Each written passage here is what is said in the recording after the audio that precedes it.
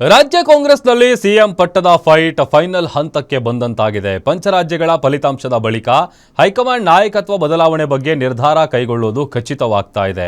ಅದರಲ್ಲೂ DCM DK brothers high command ಮುಂದೆ ದಾಳ ಪ್ರಯೋಗಿಸಿದ ಬೆನ್ನಲ್ಲೇ ಸಿದ್ದು ಬಣ ಸಹ ಹೈಕಮಾಂಡ್ ಭೇಟಿ ಮಾಡಿದೆ. ಇದರಿಂದ ಕುರ್ಚಿ ಕದನ ಕುತೂಹಲ ಘಟ್ಟಕ್ಕೆ ಬಂದು ತಲುಪಿದೆ.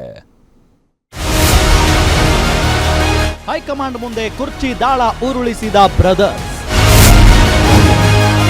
ಬಂಡೆ ಬರ್ತ್ಡೇಗೆ ಸಿಗುತ್ತಾ ಸಿಎಂ ಕುರ್ಚಿ ಗಿಫ್ಟ್.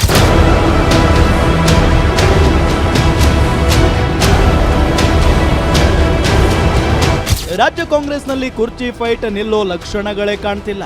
ದಿಲ್ಲಿಲಿ ಡಿಕೆಶಿ ಬ್ರದರ್ಸ್ ಪೊಲಿಟಿಕ್ಸ್ ತಂತ್ರ ಶುರು ಮಾಡಿದ್ರೆ ಸಿಎಂ ಸಿದ್ದರಾಮಯ್ಯ ಇಲ್ಲಿಂದಲೇ ಪ್ರತಿತಂತ್ರ ರೂಪಿಸುತ್ತಿದ್ದಾರೆ. ಇದರ ನಡುವೆ ಕುರ್ಚಿ ಕದನ ಕ್ಲೈಮ್ಯಾಕ್ಸ್ ಹಂತಕ್ಕೆ ಬಂದು ನಿಂತಿದೆಯಾ ಅನ್ನೋ ಮಾತುಗಳು ಕೇಳಿ ಬರ್ತಿದೆ. ಪಂಚರಾಜ್ಯಗಳ ಫಲಿತಾಂಶ ಪ್ರಕಟವಾಗ್ತಿದ್ದಂತೆ ರಾಜ್ಯ ನಾಯಕತ್ವ ಬದಲಾವಣೆ ಬಗ್ಗೆಯೂ ನಿರ್ಧಾರ ಆಗಲಿದೆ ಅಂತ ಹೇಳಲಾಗ್ತಿದೆ. ಸಿಎಂ ಸಿದ್ದರಾಮಯ್ಯ 3 ವರ್ಷಗಳ ಕಾಲ ಸಿಎಂ ಆಗಿ ಅಧಿಕಾರ ಪೂರ್ಣಗೊಳಿಸುತ್ತಿರೋ ಬೆನ್ನಲ್ಲೇ ಡಿಕೆಶಿ ಅಧಿಕಾರ ಹಂಚಿಕೆಗೆ ಪಟ್ಟು ಹಿಡಿದಿದ್ದಾರೆ. ಹೀಗಾಗಿ ಮೇ 10ರೊಳಗೆ ಕುರ್ಚಿ ಕದನಕ್ಕೆ ಕ್ಲೈಮ್ಯಾಕ್ಸ್ ಖಂಡಿತ ಎನ್ನಲಾಗ್ತಿದೆ. ಮೇ 15ಕ್ಕೆ ಡಿಕೆ ಬರ್ತ್ಡೇ ಇರೋದ್ರಿಂದ ಹೈಕಮಾಂಡ್ನಿಂದ ಸಿಎಂ ಸ್ಥಾನದ ಗಿಫ್ಟ್ ಸಿಗೋ ಸಾಧ್ಯತೆ ಇದೆ ಅನ್ನೋ ಭರವಸೆಯಲ್ಲಿದ್ದಾರೆ ಬಂಡೆ ಬೆಂಬಲಿಗರು. ಎಫರ್ಟ್ ಎಲ್ಲ ವಿಚಾರದಲ್ಲೂ ಪ್ರತಿಯೊಂದು ಹೆಜ್ಜೆಲ್ಲೂ 40 ವರ್ಷದಿಂದ ಬಹಳಷ್ಟು ಶ್ರಮ ಪಟ್ಟಿದ್ದಾರೆ ಅನ್ನೋದು ಇಡೀ ಕರ್ನಾಟಕ ಜಗತ್ತಿಗೆ ಗೊತ್ತು. ಸೊ ಹಾಗಾಗಿ ಅವ್ರಿಗೆ ಒಳ್ಳೆ ಸ್ಥಾನ ಸಿಗ್ಬೇಕು ಅಂತ ರಾಜ್ಯದಲ್ಲಿ ಬಹಳಷ್ಟು ಜನ ಆಸೆ ಆಕಾಂಕ್ಷೆಯಲ್ಲಿ ಇರುವಂಥದ್ದು ಸಹ ಗೊತ್ತಿದೆ. ಅದ್ರಲ್ಲಿ ನಾನು ಒಬ್ಬ. ಅದು ಮುಂದಿನ ದಿನಗಳಲ್ಲಿ ಹೈಕಮಾಂಡ್ ಅವ್ರ ನಿರ್ಧಾರ ತೆಗೆದುಕೋತಾರೆ ಅನ್ನೋದನ್ನ ನಾವೆಲ್ಲ ಯಾವತ್ತಿದನ್ನು ಹೇಳ್ತಾ ಬಂದಿದ್ದೇವೆ. ಸೂಕ್ತ ಸಮಯದಲ್ಲಿ ಸೂಕ್ತ ನಿರ್ಧಾರ ತೆಗೆದುಕೋತಾರೆ ಅನ್ನೋದನ್ನ ಆಶಾ ಭಾವನೆಯಲ್ಲಿ ನಾವಿದ್ದೇವೆ. ನಾನೊಂದು ಅದನ್ನೇ ಹೇಳ್ತಾ ಇದ್ದೀನಿ, ಕಂಪ್ಲೀಟ್ ಮಾಡ್ತಾ ಇದ್ದೀನಿ. ಸೊ ಹಾಗಾಗಿ ಇವತ್ತಿನ ದಿನ ಹೈಕಮಾಂಡ್ ಅವರು ಅವರ ಶ್ರಮಕ್ಕೆ ಫಲವನ್ನ ಕೊಡ್ತಾರೆ ಅನ್ನೋದು ನಾವೆಲ್ಲ ನಂಬ್ಕೊಂಡಿದ್ದೇವೆ. ಸೊ ಮೇ 15ಕ್ಕೆ ಅವ್ರ ಹುಟ್ಟುಹಬ್ಬ ಇದೆ. ಸೊ ಅಷ್ಟು ಸಂದೇಶ ಸಾಕು ಅಂತ ನಾನು ಅನ್ಕೋತೀನಿ. ಮೇ 15ಕ್ಕೆ ಹುಟ್ಟುಹಬ್ಬ ಇದೆ, ಸಂತೋಷ ಸಿಗುತ್ತೆ ಅಂತ ನಾನು ಬಹಳಷ್ಟು ಆಶಾ ಭಾವನೆಯಲ್ಲಿ ಬಹಳಷ್ಟು ಜನ ನನ್ನಂತ ಕಾರ್ಯಕರ್ತರು ಇದ್ದಾರೆ ಅಂತ ಅನ್ಕೋತೀನಿ.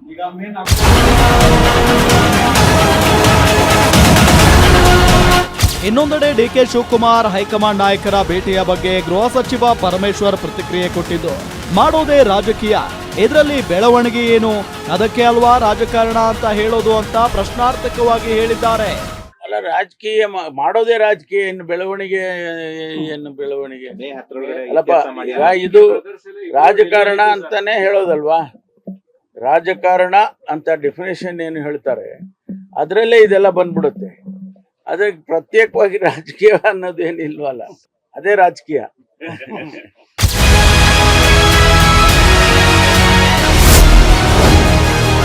ಹೈಕಮಾಂಡ್ ಕೊಟ್ಟ ಮಾತು ಉಳಿಸಿಕೊಳ್ಳಲಿ. ಡಿಕೆ ಪರ ಸ್ವಾಮೀಜಿಗಳಿಂದ ಬ್ಯಾಟಿಂಗ್. ಇನ್ನು ಆಪ್ತರು ಡಿಕೆಶಿ ಪರ ಬ್ಯಾಟಿಂಗ್ ಒಂದ್ ಕಡೆ ಆದ್ರೆ ಸ್ವಾಮೀಜಿಗಳು ಕೂಡ ಡಿಕೆ ಬೆನ್ನಿಗೆ ನಿಂತಿದ್ದೀವಿ ಅಂತ ಹೇಳ್ತಿದ್ದಾರೆ. ಇಂದು ಡಿಸಿಎಂ ಡಿಕೆಶಿ ಭೇಟಿ ಮಾಡಿದ ಪ್ರಣವಾನಂದ ಸ್ವಾಮೀಜಿ ಕೂಡ ಡಿಕೆ ಪರ ಬ್ಯಾಟ್ ಬೀಸಿದ್ದಾರೆ. ಡಿಕೆ ಶಿವಕುಮಾರ್ ಹಗಲಿರುಳು ರಾಜ್ಯ ಸುತ್ತಿ ಶ್ರಮ ಹಾಕಿ ಪಕ್ಷವನ್ನ ಅಧಿಕಾರಕ್ಕೆ ತಂದಿದ್ದಾರೆ.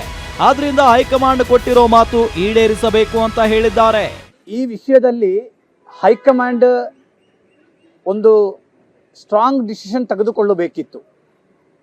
ಕರ್ನಾಟಕ ರಾಜ್ಯದಲ್ಲಿ 136 ಸೀಟನ್ನು ತೆಗೆದುಕೊಂಡು ಅಧಿಕಾರಕ್ಕೆ ಬರಬೇಕಾದ್ರೆ ಸನ್ಮಾನ್ಯ ಡಿಕೆ ಶಿವಕುಮಾರ್ ಅವರ ಪ್ರಯತ್ನ ಬಹಳ ದೊಡ್ಡ ಪ್ರಯತ್ನ ಇದೆ. ಕೆಪಿಸಿಸಿ ಅಧ್ಯಕ್ಷದ ಸ್ಥಾನವನ್ನೇ ತೆಗೆದುಕೊಳ್ಳುವ ಸಂದರ್ಭದಲ್ಲಿ ಆ ಸ್ಥಾನ ತೆಗೆದುಕೊಳ್ಳಕ್ಕೆ ಯಾರೂ ರೆಡಿ ಇದ್ದಿಲ್ಲ.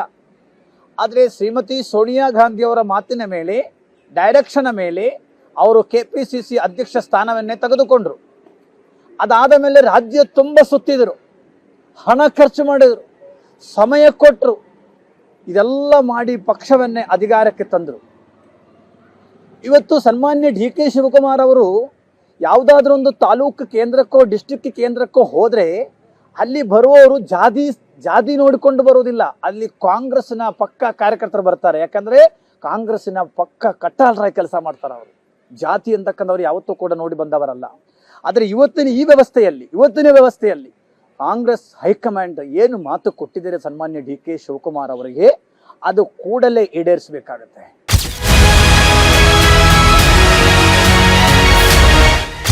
ಈ ಬೆಳವಣಿಗೆಯ ಬೆನ್ನಲ್ಲೇ ಸಿದ್ದರಾಮಯ್ಯ ಬಣವೂ ಸಹ ಅಲರ್ಟ್ ಆಗಿದೆ.